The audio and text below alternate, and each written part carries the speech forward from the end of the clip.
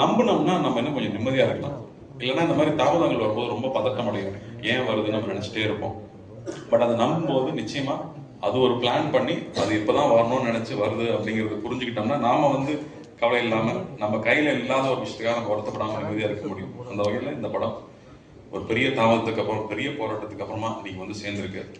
ஞானவேல் சொன்ன மாதிரியே நானும் நிறைய பேருக்கு ரொம்ப நன்றி கடன்பட்டிருக்கேன். முக்கியமா அண்ணாக்கு அவ்வளோ பெரிய சப்போர்ட் அந்த படம் ரிலீஸ் ஆகும் பெரிய உதவியாக இருந்திருக்காரு.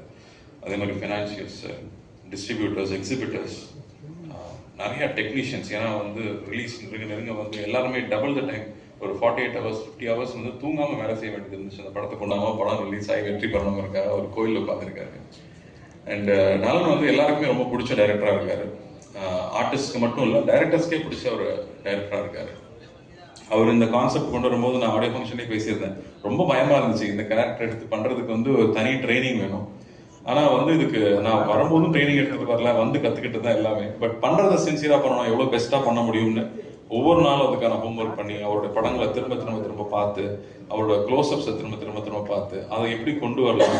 ஏன்னா என்ன முகத்தை என்னாலே கொஞ்ச நேரம் பார்க்கவே முடியாது. அதுல அவர் முகத்தை பொருத்தணும்னா எப்படி பொறுத்துறது ரொம்ப பயமா இருந்துச்சு. பட் நலன் மாதிரி ஒரு டெக்னீஷியன், ஜார்ஜ் மாதிரி ஒரு கேமராமேன் இருக்கும்போது, வெற்றி மாதிரி எடிட்டர்ஸ் இருக்கும்போது அவங்களோட சப்போர்ட்ல அதை ப்ரெசென்ட் பண்ண முடியும்னு நம்பிக்கை வந்துச்சு. ஃபர்ஸ்ட் ஒரு சீன் டெஸ்ட் ஷூட் பண்ணி பார்த்ததுக்கு அப்புறமா